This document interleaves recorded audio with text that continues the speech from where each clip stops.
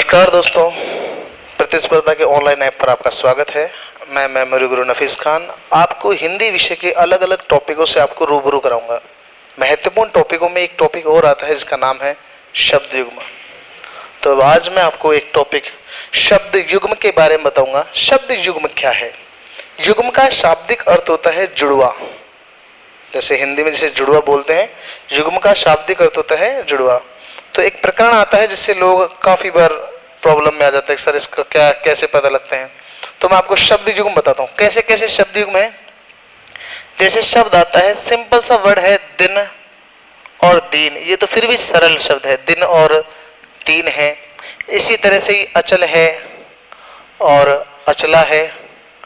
एक बार मैं आपको पूरी वर्ड एक साथ बताता हूँ, उसके बाद जैसे बारात है और बारात है। ये शब्द दिखने में एक जैसे लगते हैं लेकिन इनके अर्थ अलग अलग होते हैं। दिन है, दीन है, अचल है, अचला है, बारात है, बारात है। इसके अलावा एक वर्ड होता है तमिस्त्र, तमिस्त्र, और इसी के जैसा एक वर्ड और होता है तमिस्त्रा, तमिस्त्र और तमिस्त्रा। ऐसे एक और है छोटी तरणी और बड़ी तरणी, छोटी तरणी और बड़ी तरणी। ऐसा ही और है भद्र और भद्रा, भद्र और भद्रा। ऐसा और वर्ड भी है, जैसे हम लेते हैं अमित एक, अमीत दो, अमीट तीन, मीट नहीं है क्षमा करें, अमित, अमित, अमित और एक और है अमित। तो अमिट है। इसी के जैसा एक वर्ड और होता है मरीच, एक है मरीची, एक है मारीच और एक है मारीची। क्या अर्थ होता है? ऐसे बहुत सारे शब्द हैं। तो आओ दोस्तों एक एक को समझते हैं। दिन और दीन। देखो, दिन जो होता है वो तो सुबह का पर्यायवाची है। जैसे दिन माने सुबह, एक दिन हो गया सुबह। और अगर बात करते हैं दीन की, तो मैं दीनहीन बालक, दीन का मतलब गरीब। ये तो सबसे ज्यादा सरल शब्द युग्म है, इसमें कोई बड़ी बात नहीं है।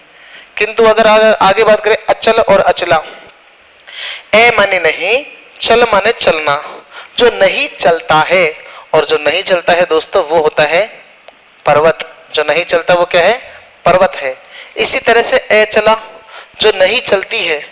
अब जो नहीं चलती है वो होती है धरती। ध्यान रखना, अचल और अचला, जैसे ही आ की मात्रा लग जाती है शब्द स्त्रीलिंग बन जाता है। जैसे ही आ की मात्रा लग जाती है शब्द स्त्रीलिंग बन जाता है। जैसे एक वर्ड और मैं आपको एक्सप्लेन करता हूं। जैसे ये आता है पद्म। अच्छा, पद्म का मतलब होता है कमल। पद्मासन और पद्मासना, अंतर है दोनों में। एक तो आसन है और एक आसना है। जैसे ही आ की मात्रा लगती है स्त्रीलिंग बन जाता है। जैसे आप देखो, छात्र है तो छात्रा। ऐसे ही अचल है अचला, आ की मात्रा लगी और स्त्रीलिंग बना। अब यहां पर ये देखो पद्म आसन, पद्म का मतलब कमल, आसन माने बैठना, कमल पर बैठता है जो। अब ऐसा भगवान तो ऐसा देवता तो केवल एक ही है, परम पर ब्रह्मा। तो ब्रह्मा को तो हम बोलते हैं पद्मासन। और अगर बात करें पद्मासना, कमल पर बैठती है जो, फिर मां हो जाएगी सरस्वती, सरस्वती। ये ध्यान रखना, ये सरस्वती के पर्यायवाची हो जाएंगे। तो पद्मासन और पद्मासना। अगर मैं इसको पद्मासन पद्मासना ना करके कमलासन या कमलासना ले लूं, कमलासन या कमलासना, तो कमल पर बैठी है जो, वो तो देवी माता सरस्वती, सरस्वती हो जाएगा, सही ना। और अगर बात करते हैं ऐसे ब्रह्मा भगवान की कमलासन की, तो वो फिर से ब्रह्मा। तो जैसे ही आ की मात्रा लगती है वो स्त्रीलिंग हो जाएगा। वापस देखिए कैसे, अचल पर्वत, जो नहीं चलता पर्वत, अचला धरती। ऐसे ही तमिस्त्र और तमिस्त्रा, बारात बारात थोड़ा डिफरेंट है, लेकिन फिलहाल तमिस्त्र और तमिस्त्रा की बात करते हैं। देखो, हमने खूब सुना है अस्तो मां सदगमय तमसो मां ज्योति गमय तम। या फिर आपने एक धारावाहिक देखा होगा शक्तिमान, इसमें ये आता है कि अंधेरा कायम रहे तम राज किलविश, तो तम का मतलब होता है अंधेरा, तम मतलब अंधेरा। और यहाँ पे है तमिस्त्र, इनमें से एक का मतलब तो अंधेरा है, एक का मतलब रात है। अब बताओ तमिस्र और तमिश्रा में से कौन रात है? अरे जो स्त्रीलिंग है वही तो आ है। अब अंधेरा हो गया, रात हो गई, तो तमिस्र का मतलब तो होता है अंधेरा, क्योंकि पुल्लिंग शब्द है। तमिस्र का मतलब होता है अंधेरा और तमिश्रा का मतलब होता है रात। ये एक एक मात्राएं आपको दिक्कत करेंगी, तमिस्र और तमिश्रा। जितने भी स्त्रीलिंग शब्द हैं ज्यादातर आ की मात्रा आती है भद्र, भद्रा। अब इसमें भद्र है, अब भद्र का मतलब होता है भला, भद्र का मतलब होता है भला, और भद्रा का मतलब होता है भली। अब आप मुझे इतना बताइए, जैसे मोहन भद्र पुरुष है, इसका मतलब है मोहन भला लड़का है, भद्र का मतलब भला। किंतु ध्यान रखने, अगर बोले कि सीता भद्रा महिला है या स्त्री है, तो भद्रा का मतलब होता है भली। जैसे, और भद्रा पता है किसका पर्यायवाची है? भद्रा पर्यायवाची होता है गाय का पर्यायवाची है, क्योंकि जब अपन गाय के पर्यायवाची पढ़ेंगे तो उसका मतलब होता है भद्रा, भद्रा माने गाय। अब ये बताओ, भद्रा माने अगर गाय होता है, भद्र माने भला, भद्रा माने भली, तो गाय को लोग क्या मानते हैं? भली। इसीलिए हर बाप अपनी बेटी का रिश्ता करते समय क्या बोलता है? मेरी बेटी वो तो गाय है, क्योंकि गाय का मतलब भद्रा है। पर ये नहीं बताता कि मेरी बेटी कितनी मरगणी है, वो बोल देता है मेरी बेटी तो गाय है। तो भद्र माने भला। अच्छा, भद्र माने भला होता है तो भद्र का मतलब, भद्रा माने अगर गाय होता है तो भद्र माने सीधा सीधा क्या हो जाएगा? बैल हो जाएगा। तो दोस्तों ये जो शब्द युग्म है वो आपको दिक्कत करेंगे। अच्छा इधर देखो, बारात और बारात, ये दोनों एक जैसे शब्द लगते हैं, बारात और बारात। जब शादी ब्याह के जब कार्ड छपते हैं तो लोग ना इसका सही तरीके से यूज नहीं करते हैं, बारात और बारात का, क्योंकि ये ध्यान रखना कि इनमें से एक का मतलब होता है राम नाम सत्य है। अब वो बारात है कि बारात है, ध्यान से सुनना। इनमें से एक तो है शव यात्रा, मरे हुए के साथ जाना, एक है वर यात्रा, जिंदा मनुष्य के साथ जाना। अब प्रॉब्लम ये आती है कि वो बारात है कि बारात है, तो ध्यान से सुनो। अगर कार्ड में, शादी ब्याह के कार्ड में छपवाना चाहिए तो लिखना चाहिए बारात, इसे कहते हैं वर यात्रा, ठीक है। और अगर कोई मर जाता है तो लिखना चाहिए शव यात्रा। अब प्रॉब्लम यह है कि कई बार जब शादी ब्याह के जब कार्ड छपते हैं उसमें बारात लिखा आता है कि बारात फलाने जगह से फलाने जगह जा रही है, वो गलत है दोस्तों। बारात का मतलब राम नाम सत्य है, इसलिए कभी भी, या फिर आपका अगर विवाह नहीं हुआ है तो सावधान, अपने कार्ड में बारात नहीं बारात छपाए। क्योंकि जो कंप्यूटर पे टाइपिस्ट करने वाला वहां पर जो होता है वो बेचारा आपको प्रिंटिंग प्रूफ के लिए देता भी है कि कहीं दूल्हा का नाम गलत नहीं छप गया, दुल्हन का तो गलत नहीं छप गया, तारीख तो गलत नहीं छप गई, कभी 32 फरवरी को तो आपका विवाह नहीं हो रहा, उसकी गलती नहीं, वो सब कुछ टाइप करके देता है, बाकी चेक करना तुम्हारा दायित्व है। बारात मानी वर यात्रा, दूल्हे के साथ जाना, बारात शव यात्रा। अब याद कैसे करेंगे, ये भूल अगर जाए तो ऐसे याद कर लो, बैसे बारात बैसे बर्फी, बिल्कुल बारात में ही खाते हैं बर्फी। अब बासे बारात और बारफी होता नहीं, अतः ध्यान रहे कि बारफी अपना शव यात्रा में कोई बर्फी खाता है क्या? कोई किसी को दफनाने ले जाए, जलाने ले जाए और उस समय ऐसे थोड़ी बहुत तो डिब्बा खोल मिठाई खाएंगे अपन तो नहीं ना। तो ध्यान रखना, बारात बर्फी वर यात्रा बारात नहीं होता। आगे चलते हैं दोस्तों, इसमें है तरणी और तरणी। इसमें से एक का मतलब होता है सूर्य और एक का मतलब होता है स्त्री, सॉरी सूर्य, और एक का मतलब होता है नाव। अच्छा मैंने ये कहा था जितने भी स्त्रीलिंग शब्द हैं उनके अंदर या तो आ आता है या मात्रा बड़ी आती है, जैसे देवी, लक्ष्मी, धरती, नदी।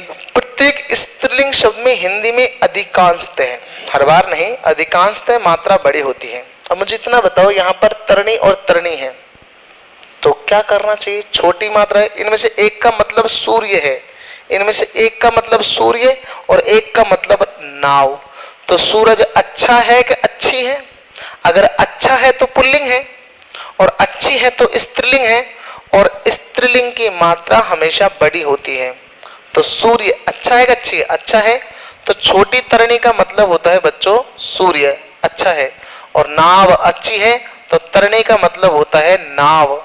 ध्यान रहे, तरणी माने सूर्य और बड़ी तरणी का मतलब होता है नाव। आगे आता है अमित। ए माने नहीं, मित माने कम। जो कम नहीं है तो क्या है फिर वो? अरे वो कम नहीं है, वो ज्यादा है। क्या है? ज्यादा। ए मित। और अगर बात करते हैं ए मीत, तो मीत का मतलब होता है प्रिय। जैसे वो गाना सुना है आपने, आजा तुझको पुकार है मेरे गीत रे मेरे मीत रे। मीत का मतलब प्रिय। और अगर लग गया ए माने नहीं, जिसका कोई प्रिय नहीं, तो प्रिय नहीं है तो क्या है फिर वो शत्रु है। तो अगर आता है अमीत, अमीत का शाब्दिक अर्थ होता है शत्रु। और अगर बात करें अमिट, जो कभी मिटे ना, तो इसका मतलब वो आत्मा या पर ब्रह्मा या जो कभी ना मिटे, उसका पर्याय है। अब यहां पर 4 वर्ड है। मरीच, इसका मतलब होता है मिर्च। मरीचि, इसका मतलब होता है किरण, किरण। मारीच, मारीच का मतलब होता है रावण का मामा, रावण का मामा। और अगर आता है मारीची, तो ये होता है रावण। और जब एक जैसे 4 शब्द आते हैं ना, तो इंसान की कहानी खराब होने लगती है। कैसे याद करोगे? एक काम करते हैं, मरीची ऐसे लगा लो जैसे मरीसी। कोई लड़की है जिसका नाम है किरण और वो बिल्कुल मरीसी है, मतलब हाथ अगरबत्ती और पैर मोमबत्ती, कभी भी गिर सकती है। तो वो तो हो गई मरीसी किरण। कभी आप दौसा की साइड जाते हो, जैसे अलवर राजस्थान में एक जिला पड़ता है दौसा, वहां पर कैसे बात करते हैं? कुड़ी ने जा रहे हो चे, काई खेरो चे, पड़वा कौन गयो, ऐसी लैंग्वेज वहां पर आती है, कुड़ी ने काई खेरो चे। अब कल्पना करते हैं, याद करने के लिए काल्पनिक कहानी और कुछ नहीं। मरीसी लड़की किरण है, दौसा की साइड घूमने गई है। वहां पर रावण ने ना उसको एक थप्पड़ मार दिया। अब वो गाल पे हाथ लगाते लगाते रोती रोती आ रही है और बीच में मिल जाता है शाहरुख खान, तो वो कैसे बात करेगा? हे मरीसी किरण, मरीसी यानी कि मरीची, हे मरीसी किरण। तो मरीसी का मतलब ये हो गया। फिर वो लड़की से पूछेगा तुम क्यों रो रही हो? तो वो लड़की रोते रोते बोलेगी रावण ने मारीची। कौन ने मारीची? रावण ने मारीची, मेरे गाल पे रावण ने मारीची, मारीची रावण। हे मरीसी किरण, मरीसी, मरीची किरण। कौन ने मारीची? रावण ने मारीची। और अगर ये पूछते हैं तो एक बार रावण क्या करता है, अपने मामा से एक प्लान बनाता है कि मामा तुम सोने की हिरण बन के जाना, सीता के समक्ष गुजर जाना। सीता भगवान श्री राम से ये आग्रह करेगी कि मुझे ये सोने की हिरण चाहिए। देखो आज के जमाने में नहीं, प्राचीन काल में भी टेडी बियर का चलन था। उस समय सीता भगवान श्री राम से बियर ही तो मांगती है भालू के रूप में। तो रावण क्या कहता है अपने मामा से? मामा मारीच, कदाचित तुम्हें सोने की हिरण बन के जाना है। मामा मारीच, दैट इज मारीच। मरीसी किरण, मारीच रावण का मामा, मारीची कुन्ने मारीची, रावण ने मारीची। You understand? तो रावण का मामा मारीची है, मरीसी किरण है। और रही बात केवल मरीच की, तो मरीच च का मतलब होता है मरीज। ऐसे याद कर लो, मरीज। और आदमी जब ज्यादा मिर्च खा जाता क्या होता है? मरीज बन जाता है। तो ध्यान से सुनो, दिन और दीन समझ में आया? अचल और अचला, अचल जो नहीं चलता पर्वत, अचला जो नहीं चलती धरती। बारात वरयात्रा, बारात शव यात्रा। तमिश्र अंधेरा, तमिश्रा रात। तरणी छोटा है तो सूर्य है, तरणी बड़ा है तो नाव है। भद्र भला होता है, भद्रा बैल होती है। अमित ज्यादा, अमीत शत्रु, अमिट जो नहीं मिटता आत्मा। मरीच मिर्च, मारीची किरण, मारीच रावण का मामा मारीच। नेक्स्ट पेज पे आते हैं। तो मैंने आपको बताया पद्म आसन, कमल पर बैठा है जो ब्रह्मा, कमल पर बैठी है जो सरस्वती, पद्मासना। ऐसे कमलासन ब्रह्मा, कमलासना सरस्वती। परंतु ध्यान रखना, अगर ये कमला आ जाए, ओनली कमला, तो कमला कहते हैं माता लक्ष्मी को। आपने कभी गौर से देखा है तो माता लक्ष्मी के जितने भी पोस्टर बनते हैं हमेशा खड़े पोस्टर बनते हैं, ऐसे हाथ कर रखे हैं, सिक्के निकल रहे हैं, क्योंकि माता लक्ष्मी खड़े रूप में होती है। वो कभी भी एक जगह नहीं टिकती है। लक्ष्मी आज मेरे पास है, कल तुम्हारे पास है। लक्ष्मी कभी रुकती नहीं, इसलिए लक्ष्मी को आसन नहीं कहा गया, आसना। हाँ, सरस्वती माता जरूर टिकती है। कहते ना बेटा, जिसके ऊपर माता सरस्वती माता विराजमान हो गई उसके तो वारे न्यारे हैं। तो ये ध्यान रखना, कमलासना अगर आसन है, बैठ रही है, तो सरस्वती माता बैठती है इसलिए आसना, और माता लक्ष्मी नहीं बैठती इसलिए ओनली कमला। ठीक है। इसी के जैसे कुछ और वर्ड है, जैसे आता है आदि, छोटा आदि, फिर बड़ा आदि, छोटा आदि, फिर बड़ा आदि, फिर एक होता है आदि, छोटा आदि, फिर एक होता है छोटा आदि। अरे यार, ये है आदि छोटा, इसके अलावा एक और आता है आदि बड़ा। ये दोनों के दोनों सेम लग रहे हैं, आदि आदि। अच्छा, इसके अलावा और भी कुछ है, जैसे मान लो आदि आदि आदि आदि, इसके बाद होता है परिणाम और परिमाण, परिमाण, परिणाम और परिमाण। अच्छा जी, परिमाण। एक वर्ड और होता है, अब चाहे छोटा अली हो चाहे आली हो, ले में मात्रा आ रही है छोटी, अली या आली, और एक होता है आली, सॉरी आली चाहे अली। हाँ, अगर ले की मात्रा पे इंपॉर्टेंट है, छोटा अली हो या बड़ा अली हो, छोटा अली बड़ा, लेकिन ध्यान रखना दोनों ली मैंने एक साइड छोटे करे हैं, दोनों ली बड़े करे हैं, ये भी एक नया स्टेप बन जाएगा अली अली का। ठीक है, तो अब इन्हें और देखते हैं। अगर बात करते हैं आदि की, तो इसमें आदि जो वर्ड है, इस आदि का मतलब होता है पहला, इस आदि का मतलब होता है पहला, और जो बड़ी आदि होती है उसका मतलब होता है आदत। अब ये तो सर आपने समझा दिया, अब याद कराओ। देखो, नाथों में नाथ, पहला नाथ आदिनाथ, पहले नाथ को क्या बोलते हैं? आदिनाथ। अब बताओ आदिनाथ किसे बोलते हैं? नाथ माने जो जोगी होता है, जैसे गोरखनाथ, चौरंगीनाथ, चरपटनाथ, भर्तृनाथ, जितने नाथ हैं वो सारे बाबा जी हैं, श्योर है, लेकिन उनमें से जो पहला नाथ है वो है आदिनाथ। अभी 16 तारीख को एक मूवी रिलीज होगी जिसका नाम होगा आदि पुरुष। तो आदि का मतलब होता है पहला, आदि का मतलब पहला, और यहाँ पर आदि, आदि का मतलब पहला, और अगर बोल देना आदि का मतलब आदत, बड़ी आदि, तो कैसे याद करेंगे? वह तो धूम्रपान करने का आदि है, आदि है मतलब आदत है, और ये जो आदि होता है इसका मतलब क्या होता है? मानसिक कष्ट होता है। आदि का मतलब मानसिक कष्ट। इसी के जैसे सामने एक और लिख देता हूं, व्याधि। व्याधि का मतलब होता है शारीरिक कष्ट, शारीरिक कष्ट। कैसे याद करेंगे? देखो, चिंता एक भयंकर आदि है कि व्याधि है? तो चिंता मानसिक प्रॉब्लम है ना, इसलिए आदि है, और कुष्ठ रोग एक भयंकर व्याधि है, यही तो प्रॉब्लम आती है, आदिवादी। और अगर तुमने करा आदि, तो आदि का मतलब होता है 1/2 का स्त्रीलिंग शब्द। 1/2 का मतलब होता है आधा, और आधा को अगर मैं स्त्रीलिंग में बोलूं तो क्या बोलना पड़ेगा? आदि, आधा और आदि। अगर बात करते हैं परिणाम की, तो परिणाम का मतलब होता है नापतोल, सॉरी परिणाम का मतलब होता है परिणाम, परिणाम को बोलना चाहिए नतीजा, परिणाम का मतलब होता है नतीजा। और अगर बात करें परिमाण की, तो परिमाण का शाब्दिक अर्थ होता है नाप तोल, नाप तोल। तो ये ध्यान रखना मेरे प्यारे बच्चों। पद्मासन, अच्छा यहाँ पर देखो कमलासन, कमल पर बैठी है, जो बैठी है ध्यान रखना, माता सरस्वती के जितने भी पोस्टर दिखोगे सब में वो बैठी मिलेंगे, इसलिए तो बोलते हैं ना, अगर माता सरस्वती बैठ गई तो भाई वारे नारे हैं। तो कमला सना का मतलब लक्ष्मी है, लेकिन माता लक्ष्मी के जितने भी पोस्टर देखोगे उसमें सारे में खड़ी है वो, इसलिए कमला। लक्ष्मी के पर्यायवाची में कभी भी आसना नहीं आएगा। कमला आता है तो लक्ष्मी है, कमला सना आता है तो सरस्वती। फिर से देखो, पद्मासन ब्रह्मा, पद्मासन सरस्वती, कमलासन ब्रह्मा, कमलासना सरस्वती, लेकिन ओनली कमला लक्ष्मी। आदि पहला, आदि आदत, आदि चिंता एक भयंकर आदि है, यानी मानसिक कष्ट है। आदि का मतलब होता है मानसिक कष्ट है, और आदि का मतलब होता है 1/2 का स्त्रीलिंग।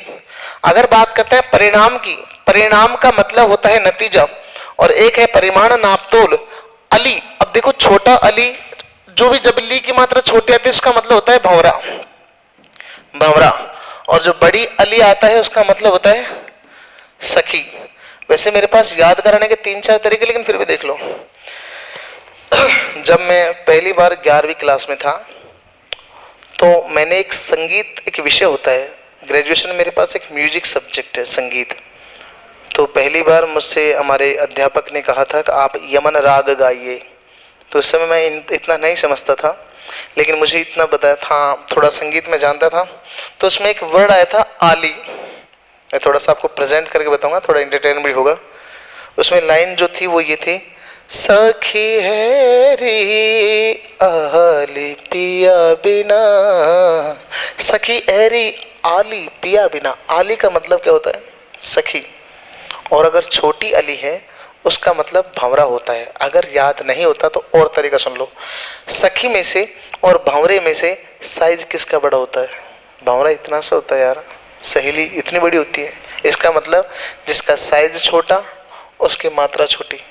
ऐसे याद कर लो, जिसका साइज छोटा उसकी मात्रा छोटी, जिसका साइज बड़ा उसकी मात्रा भी बड़ी। और अब एक और शब्द युग्म आपको बता देता हूँ, वो इसके बाद लास्ट है। और जो बाकी शब्द युग्म अगर आप पढ़ना चाहते हो तो आपको पूरा ऐप ज्वाइन करना पड़ेगा, पूरा ऐप लेना पड़ेगा या फिर क्लास ज्वाइन करना पड़ेगा। तो लास्ट और देख लेते हैं, क्योंकि इसमें तो बहुत सारे वर्ड हैं। ठीक है, तो देखो भैया, एक होता है अभिराम और अविराम। कैसे याद करोगे? ए विराम, ए नहीं विराम आराम, ए विराम आराम नहीं है। तो ए विराम का मतलब होता है लगातार। क्या मतलब होता है? लगातार। और अगर है अभिराम तो अभी का मतलब निकट, राम, जो राम के निकट है, मतलब अभिराम का मतलब ऐसे मान लो सुंदर। अरे दुनिया में सबसे अच्छी अगर छवि किसी की है तो भगवान श्री राम की है। आपने अगर हरि गीति का छंद सुना है तो कितनी अच्छी लाइन आती है, श्री रामचंद्र कृपालु भज मन हरण भय भय दारुणम नव कंज लोचन कंज कर मुख कंज कर कंजारुणम। एक एक अंग की बात की गई है। नव कंज लोचन मतलब नीले कमल के समान आंखें। तो ऐसी अगर हम ड्राइंग बनाते भी है ना उस आरती को सुन के, तो इतिहास में जो भविष्य में जितना सुंदर पोस्टर बनेगा वो भगवान श्री राम का ही आएगा। तो ये ध्यान रखना, अभिराम सुंदर, ए विराम लगातार। और इसी के साथ इस क्लास को यहीं पर मैं भी विराम देता हूँ। मिलते हैं नेक्स्ट वीडियो में, तब तक के लिए जय हिंद, जय भारत।